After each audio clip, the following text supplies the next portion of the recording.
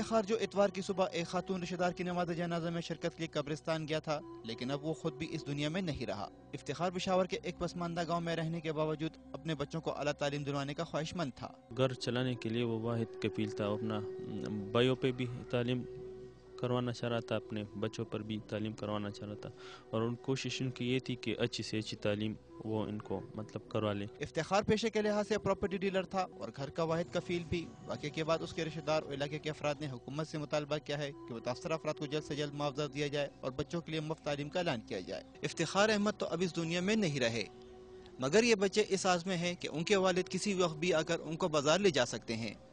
Camera مین عمران حسن کے ساتھ فخر الدین سید، ڈان نیوز، پشاور۔